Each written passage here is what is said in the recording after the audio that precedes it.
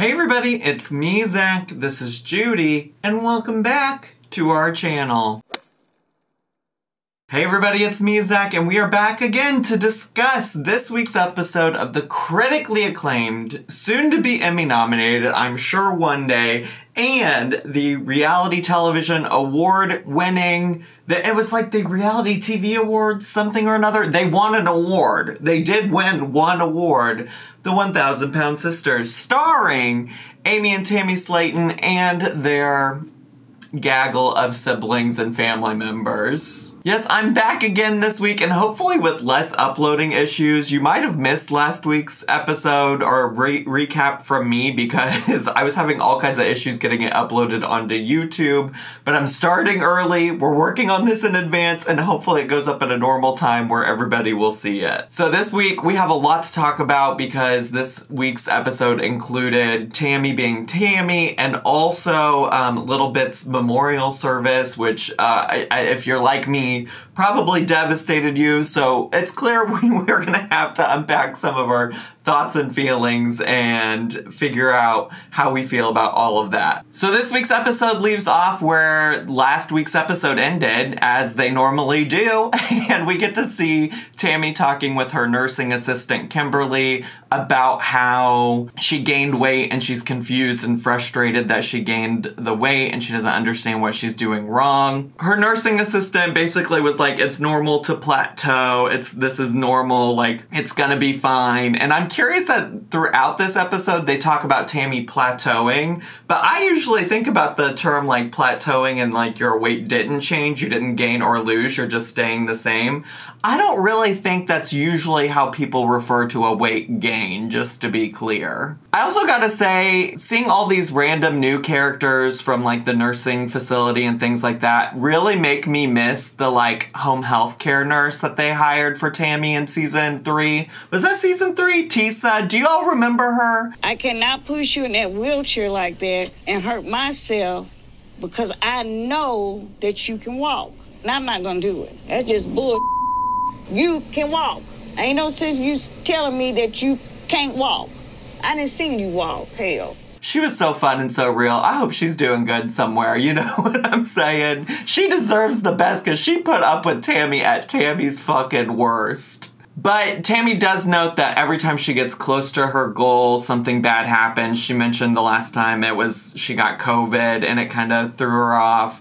And I think that they included her saying this because it kind of sets up a series of her getting bad news, i.e. Lil Bit in this episode and things like that. So I think they're just trying to like set up a narrative of like, oh, a whole bunch of bad shit's about to happen to Tammy and let's see if she can make it through this and like continue on with her weight loss and her health journey. The next thing we get to see is a little bit more of Chris's journey and where he's at. So we pull up on Chris and Brittany's house and Chris is trying to take some measurements before he meets up with good old Dr. Smith. Well, I'm hoping I get the okay for me to get the skin removal because I no longer look like a pumpkin. I kind of look like a dried up, shriveled prune. I really need to see what my waistline would be if they cut all this extra jelly roll off. And the skin surgery component of this show is always really interesting to me. Well, not just this show, because I think this is the first time it's coming up on this particular show. But shows like this, like the 1,000 Pound Besties, My 600 Pound Life, Family by the Ton, Too Large, whatever it might be,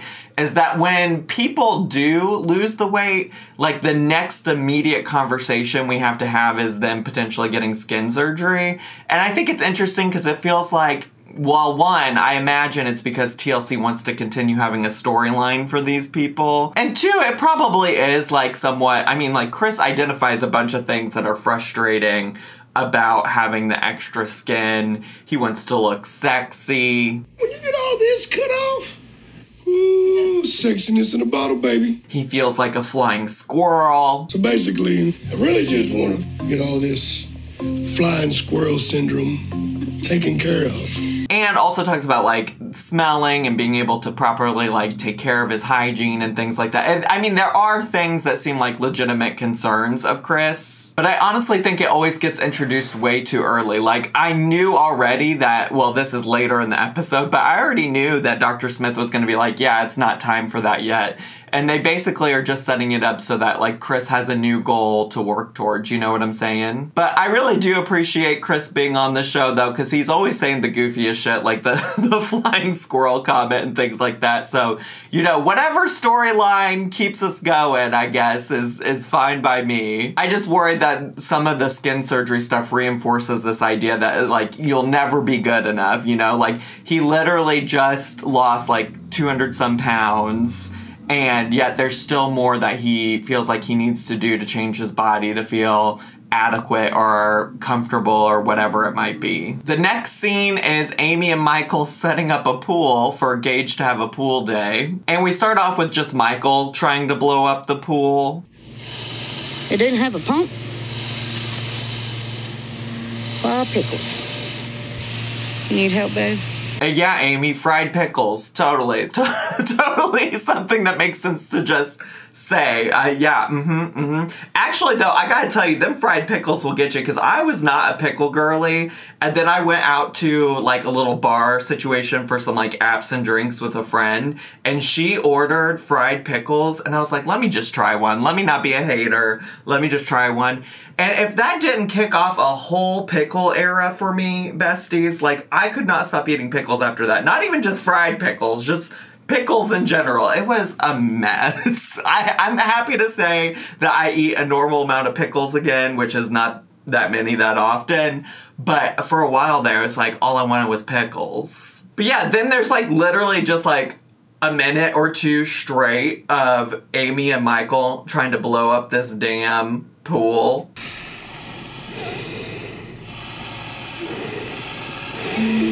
And it takes a minute or two for them to finally be like, you know what, maybe we have a tool that could help us with this. Go get the air mattress pool thingy, majigger, the pump. The air mattress pool thingy, majigger?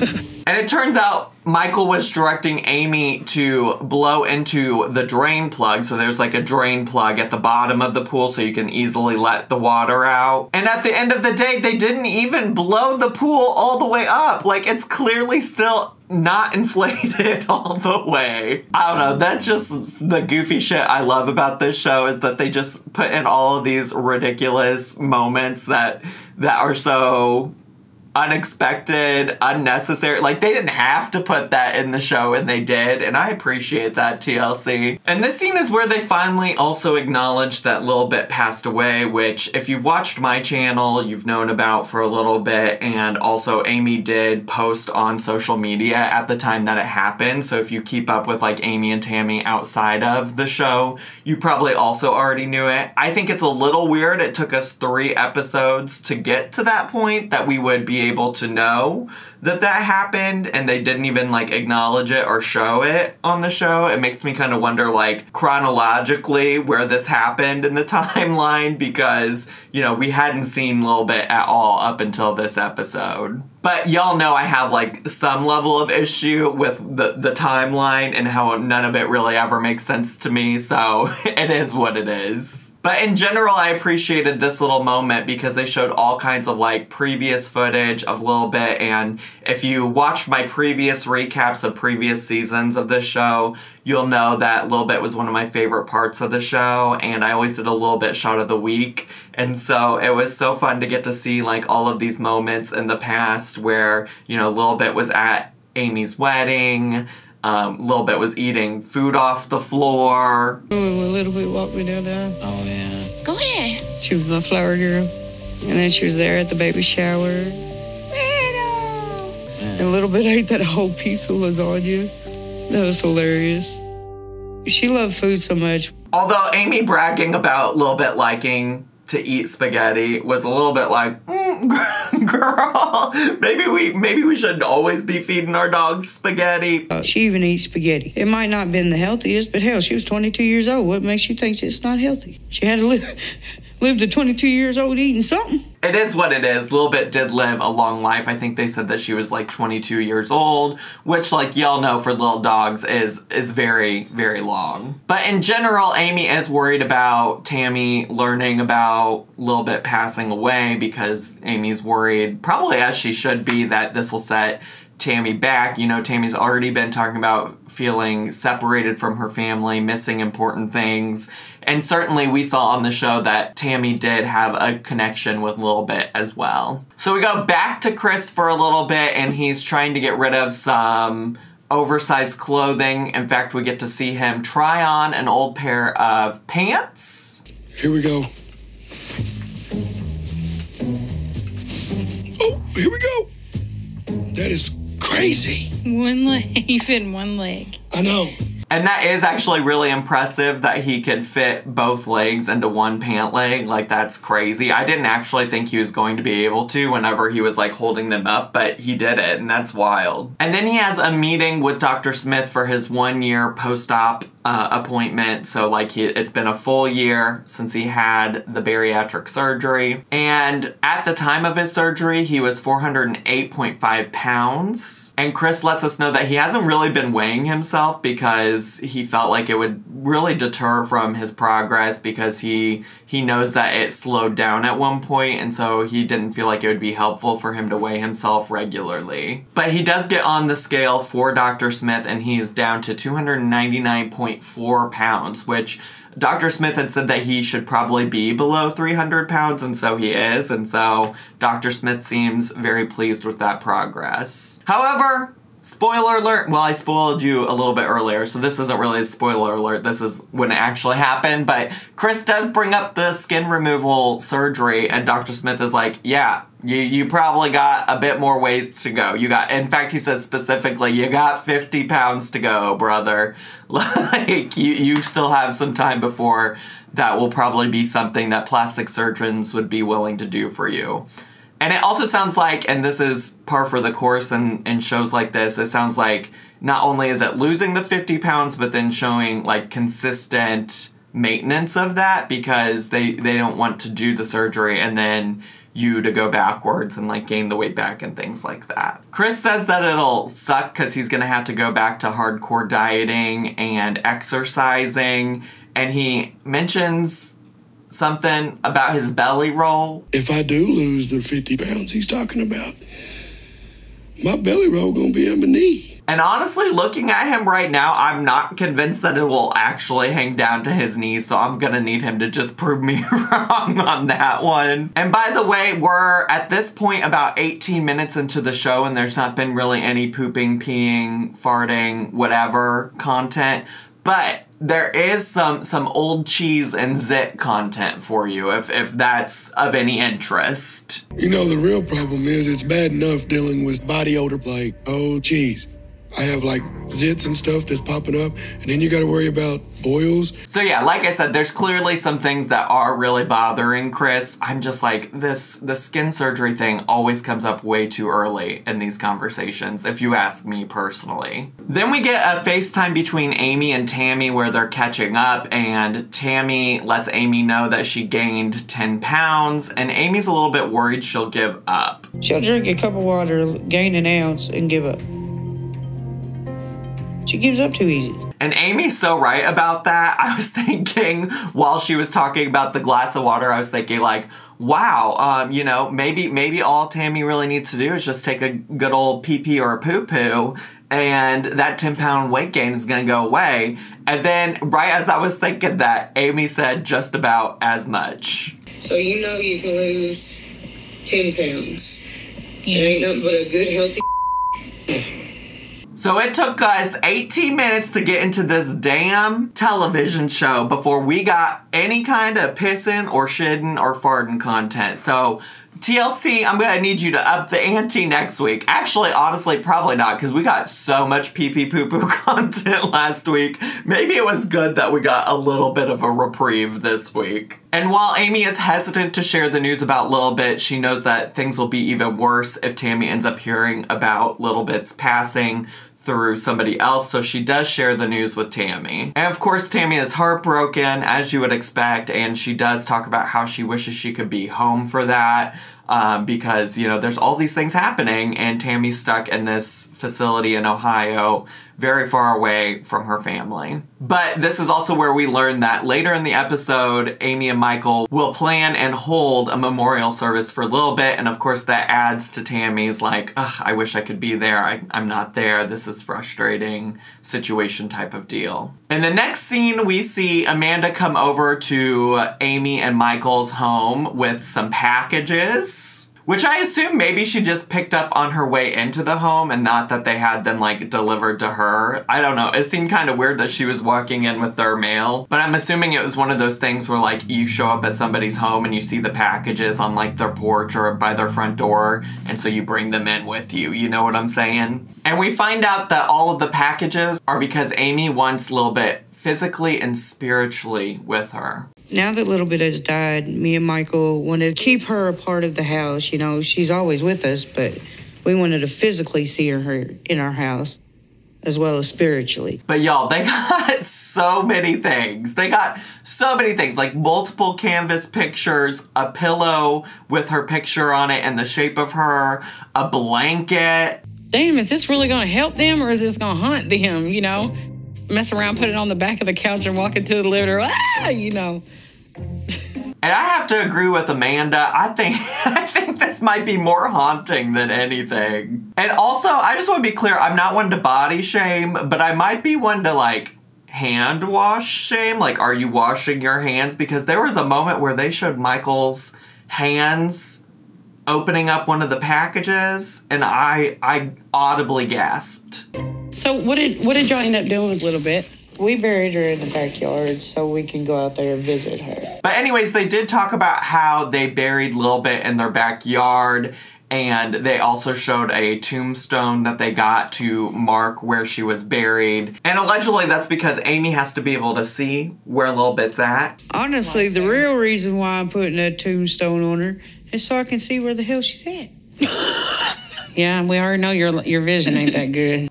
And Amanda, I have to say, is also very funny. And she's like, yeah, it's because you're blind as a bat, bestie. And then she was like, have you ever actually seen what Michael looks like? Have you actually put glasses on and seen your husband? No. Don't. My glasses ain't very good. I'm sorry to say, don't get new ones and look at My them. glasses are fine. It'll ruin your whole relationship. You'll never see him in the same eyes again, bitch. And when she said that, I was like, yeah, or like his nails. Have you seen his hands, bestie? Have you seen what those look like? But yeah, anyways, Amanda's funny. Okay, let's just call it what it is. She's funny. She does make me laugh. And they talk about planning this memorial for a little bit, and Amanda ain't never been to no doggone dog funeral. I ain't never been to a doggone dog funeral. And of course, they also use this time to spend some time talking about Tammy and discussing how she's not losing. And Amanda's like, yeah, maybe she just needs to switch some things up. Like that happens with weight loss. You get comfortable doing the same thing, and then sometimes you just need to switch things up with your body. So, and this is a part where they also talk about her plateauing, which, like, I don't think that's what's happening here. I don't think that's a plateau. A plateau usually means like a straight, flat line, not a spike, but you know what? We're mincing words here, aren't we? So we go back to Tammy and we find out she is about to have her second appointment of the 6 different therapy sessions that she's supposed to have with Dr. Connie. And going into that conversation, we do get a little confessional moment where she's talking about how she doesn't like therapists. She seems already very over it. And it does remind me of the feedback a lot of people gave in the comments of my video last week. There were a number of people who were talking about her response to not wanting to talk about the drinking or whatever in the moment was actually a good example of her setting a boundary and her not wanting to talk about something at that moment. And I actually want to say I agree with that, and I appreciate people pointing that out because it's not something I touched on in the video last week. I think I was mostly just surprised that she was having that attitude because up until that point, she was very open and was participating in the therapy session and seemed to be, you know, approaching it from a good perspective. So I think I was just taken off by her response because it didn't match really this new Tammy we're seeing in season 4. And I just want to emphasize that I do think it's really important that you do want to participate in therapy. I think you have to be a willing participant. I don't think it really ever helps to be forced into a therapy situation, which is kind of, unfortunately, for better or worse, what she is doing in this situation, because one, she's participating in this television show, two, it seems to be a requirement for the weight loss surgery, and so she's seemingly being forced to do this when she clearly doesn't really want to participate, and I don't think that's really helpful for anybody, as you'll see by some of the clips I'm about to show you from this segment of the episode. Because immediately it starts off with Dr. Connie greeting her like normal and just this really awkward, uncomfortable silence. Hey, Tammy. Good to see you again.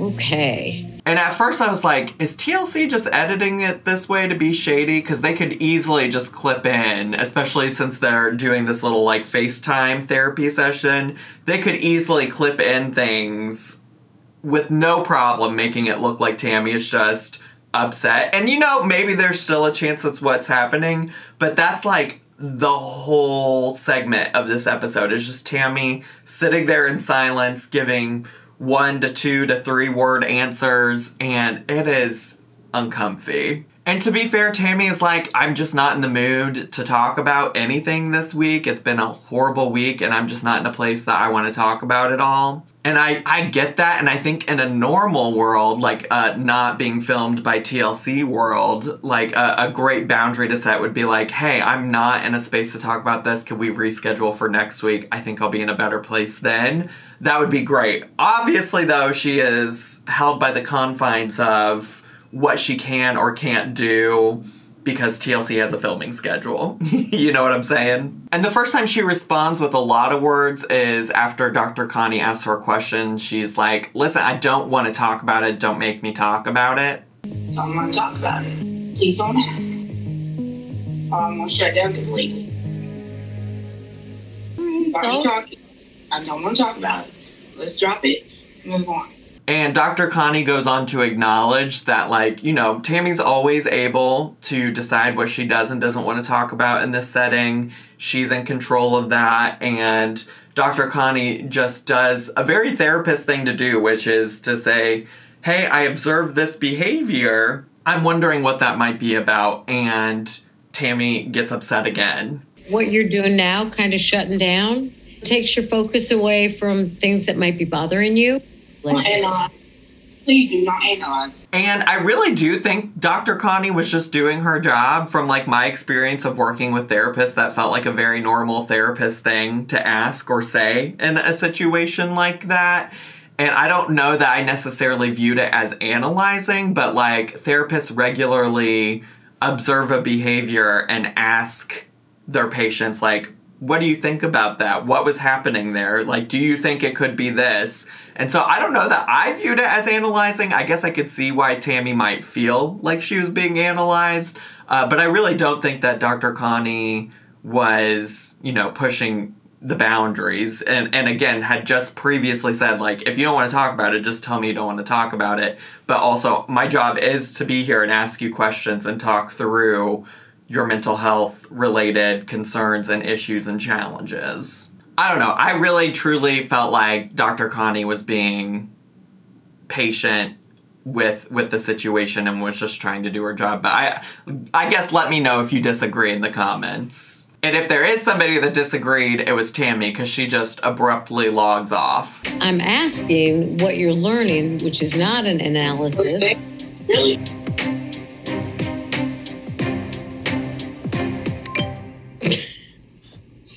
And while I kind of live for the dramatics, you know, I feel like we haven't gotten too much dramatic tension on the show yet this season. I am curious how, like, Tammy's gonna pull through this, you know? Like, I think one thing that is clear to me, because we've seen her on TikTok and things like that, is that she has clearly made a lot of health improvements and progress and things like that, because we've seen it happen on the TikTok. And I think that has also affected how a lot of people who are watching the show view her, or at least a lot of the people who are watching my channel view her, because a lot of the people are very happy and feeling optimistic and positive for Tammy.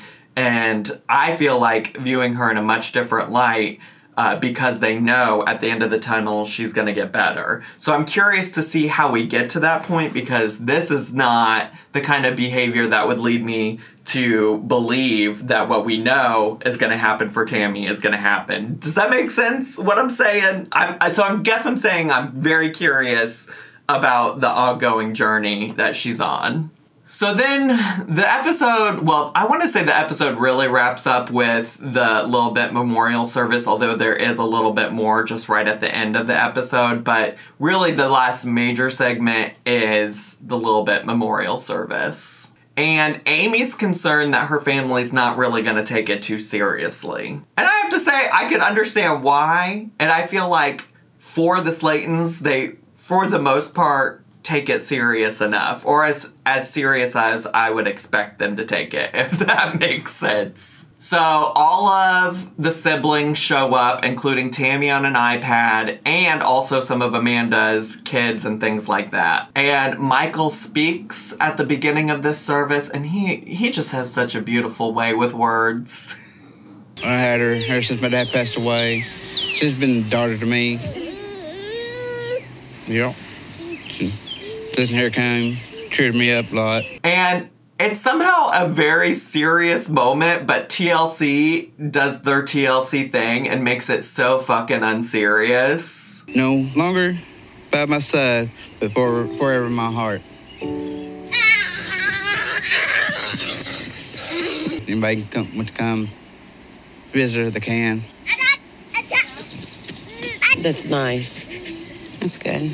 Like TLC just knows how to take a serious thing and kind of also make it a joke. So I still felt like it was, like, the mood and the tone was what was needed for this show and for the actual real life moment. And Michael also asked some other people to say some words, and we get this little moment from Misty and Amanda where they're like, I don't know what the fuck to say about this dog. I went close to the dog. Basically the same.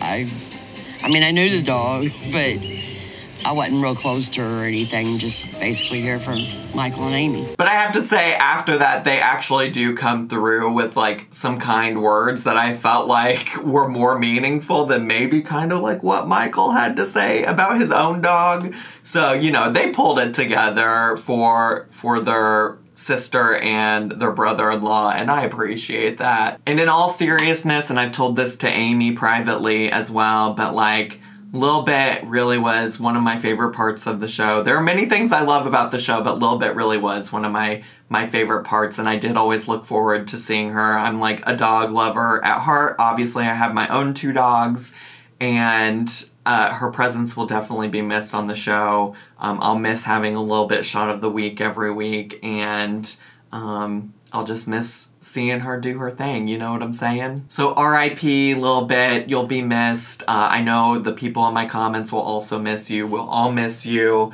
And I know this happened in real time a long time ago, but we are sending our love to you, Amy and Michael. Amy goes on to also say that she doesn't plan on getting a dog anytime soon, but based on her Instagram, she did already get another dog. They already have another dog. And one comment that I also thought was particularly interesting was that Amanda said that she was, although it sounds awful to say, that was her words, not mine, she was grateful to be at Lil Bit's memorial service and not Tammy's, which I think is a very grim thing to say, but also, like, the reality for her and her siblings, considering, you know, Tammy did just spend a lot of time in an ICU and was fighting for her life. So we find out that Tammy asks Amanda and Misty to go over to her place. I guess Amy's been paying rent on the place until Tammy can make her way back. Tammy just wants them to pick up, like, some clothes and other things at the home for her, because in the next episode you're gonna see that they make a trip to go visit her. On the way to Tammy's house, Amanda lets us know how she feels about a man in uniform. I love me a man in uniform, damn it. Yeah, but when they get out of uniform, they get annoying. Yeah, well. Y'all see some marks around my ankles and my wrists. Mind y'all business. And honestly, I guess just live your truth, bestie. Live your damn truth. And then they show up to the apartment. The door is cracked. Allegedly, nobody's been there for months. But that's all we find out because that's the cliffhanger. Even though they teased this particular scene in the preview for this week's episode, they said you can have all of 2 minutes at the very end of the episode and we're not going to tell you what really happened. So thanks, TLC. Thanks for fucking nothing. But also, I will say, the preview for next week did include Misty and Amanda going to visit Tammy, and Amanda says, oh, we have to let Tammy know somebody robbed her house. So, there you go. So, somebody did rob her house, at least according to the previews for next week. The previews for next week also show something happening with Amy as well, like something medically happening, so I'm curious to see what that is. But that's it. That's all. That's it for this week's episode. So, I'm curious to see what's happening next week, but I'm still loving this show, and I'm really glad we got a final little bit moment because, like I said 12 times in this video already, I love her. That's all I have time for today, so if you're brand new to my channel, please make sure to subscribe down below. Hit the bell button so you get a notification every single time I post a new video. Leave me a comment, hit like, click share, and follow me on all of my social media. I don't know why I sang it today, but anyways, I had so much fun today. I hope you did too, and I'll see you all next time. Bye!